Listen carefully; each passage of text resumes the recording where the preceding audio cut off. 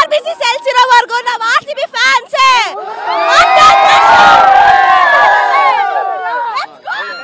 ಇದಕ್ಕೆಲ್ಲ ತುಂಬಾ RCB ದೊಡ್ಡ ಮಟ್ಟದಲ್ಲಿ RCB ದೊಡ್ಡ ಫ್ಯಾನ್ಸ್ ಕ್ರಿಯೇಟ್ ಮಾಡಿರೋದ್ರಿಂದ ತುಂಬಾ ಜನ ಕ್ರೌಡ್ ಆಗಿದೆ. ಇನ್ನೂ ಅತಿ ಹೆಚ್ಚು ಜನ ಫ್ಯಾನ್ಸ್ಗಳು ಸೇರ್ಕೊಂತಾರೆ. ಅದಕ್ಕೆ ಸರ್ಕಾರ ಅದ್ರ ಬಗ್ಗೆ ಮಾತಾಡಂಗಿಲ್ಲ. ಯಾಕೆಂದ್ರೆ ಫ್ಯಾನ್ಸ್ಗಳು ತುಂಬಾ ಇರೋದ್ರಿಂದ ಕ್ರಿಕೆಟ್ RCB ದೊಡ್ಡ ಮಟ್ಟದಲ್ಲಿ ಫ್ಯಾನ್ಸ್ಗಳು ಸಂಪಾದನೆ ಮಾಡಿದೆ. ಅದಕ್ಕೆ RCB ಟೀಮೇ ದೊಡ್ಡ ನಮ್ಮದೇ ಟೀಮ್ ನಮ್ಮದೇ ಅನ್ನೋದಕ್ಕೆ ತುಂಬಾ ದೊಡ್ಡ ಫ್ಯಾನ್ಸ್ಗಳು ತುಂಬಾ ಜಾಸ್ತಿ ಕ್ರಿಯೇಟ್ ಆಗ್ತಿದ್ದಾರೆ. ಇದಕ್ಕೆ ನೇರ ಕಾರಣ ಸರ್ ಈ ಘಟನೆಗೆಲ್ಲವ ಸರ್ಕಾರ ಮತ್ತು ಪೊಲೀಸ್ ಇಲಾಖೆ ಸರ್ ಏನಕ್ಕೆ ಅಂದ್ರೆ ಸರ್ ಬಂದೋಬಸ್ತ್ ಇಲ್ಲ ಸರ್. ಗೊತ್ತಿತ್ತಲ್ವಾ ಸರ್, ಕೋಟ್ಯಾಂತರ ಜನ ಅಭಿಮಾನಿಗಳಿದ್ದಾರೆ RCBಗೆ. ಆಲ್ ಓವರ್ ವರ್ಲ್ಡ್ ಅಭಿಮಾನಿಗಳಿದ್ದಾರೆ. ಇಷ್ಟು ಜನ ಸೇರ್ತಾರೆ ಅಂತ ಎಂತರಿಗೂ ದಡ್ಡರಿಗೂ ಗೊತ್ತಾಗುತ್ತೆ ಸರ್. ದಯವಿಟ್ಟು ಇದು ಮಾತ್ರ ಪೊಲೀಸ್ ಇಲಾಖೆಯ ನಿರ್ಲಕ್ಷ್ಯದಿಂದ ಈಗ ಆಗಿರೋ ಸಾವುಗಳಿಗೆ ದಯವಿಟ್ಟು ಸರ್ಕಾರ ಅವ್ರಿಗೆ ಏನಾದ್ರೂ ಪರಿಹಾರ ಮಾಡಿಕೊಡ್ಬೇಕು ಸರ್.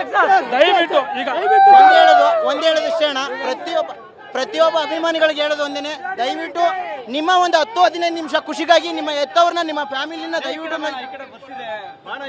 ನಿಮ್ಮ ಎತ್ತವ್ರನ್ನ 10-15 ನಿಮಿಷ ನಿಮ್ಮ ಒಂದು ಖುಷಿಗಾಗಿ ಯಾರನ್ನು ನಿಮ್ಮ ಎತ್ತವ್ರನ್ನ ಜೀವನ ಪರ್ಯಂತ ನೋವುಗಳನ್ನ ಕೊಡಬೇಡಿ.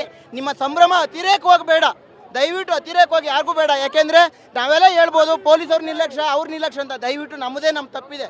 ಯಾಕೆಂತಂದ್ರೆ ಅಭಿಮಾನಿಗಳಂತ ಏನಿದ್ದೀರೋ ಶಾಂತ ರೀತಿಯಿಂದ ವರ್ತಿಸ್ಬೇಕು. ಯಾವುದೇ ಆದ್ರೂ ಅಷ್ಟೇ ಅತಿರೇಕವಾಗಿ ವರ್ತಿಸಿದ್ರೆ ಇದೇ ರೀತಿ ಆಗೋದು. ನಾವು ಪೊಲೀಸರು ತಪ್ಪು ಅಂತ ಹೇಳಕ್ಕಾಗಲ್ಲ ರೀ. ಪೊಲೀಸರಿಗೆ ಅವ್ರದೇ ಆದಂಥ ಫ್ಯಾಮಿಲಿಗಳಿರುತ್ತೆ. ಲಕ್ಷಾಂತರ ಅಭಿಮಾನಿಗಳ ಮುಂದ್ಗಡೆ ಒಬ್ಬ ಪೊಲೀಸ್ ಬಂದ್ರೆ ಅವ್ರನ್ನೂ ತುಂಡಾಕೋ ರೀತಿ ಇರುತ್ತೆ. ದಯವಿಟ್ಟು ಯಾರಿಗೆಲ್ಲರೂ ಅವ್ರ ತಪ್ಪು ಇವ್ರ ತಪ್ಪು ಅನ್ನಲ್ಲ, ಫಸ್ಟ್ ನಮ್ಮ ತಪ್ಪನ್ನ ನಾವು ರೆಡಿ ಮಾಡ್ಕೊಬೇಕು.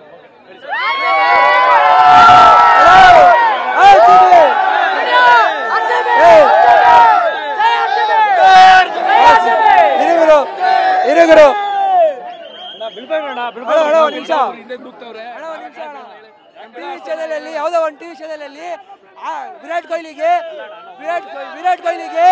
ಈ ಸಲ ಕಪ್ ನಮ್ದೆ ಅಂತ ಇದ್ದ, ಬರೀ ಶಬರಿ ಕತೆ ಅಂತ ಇದ್ರು ಯಾವ್ದೋ ನ್ಯೂಸ್ ಚಾನೆಲ್ ಅಲ್ಲಿ. ಅದೇ ನ್ಯೂಸ್ ಚಾನೆಲ್ ಹೇಳೋದಂದ್ರೆ ಈ ಸಲ ಕಪ್ಪು ನಮ್ದು ಹೊಡೆದು ತೋರಿಸಿದೀವಿ.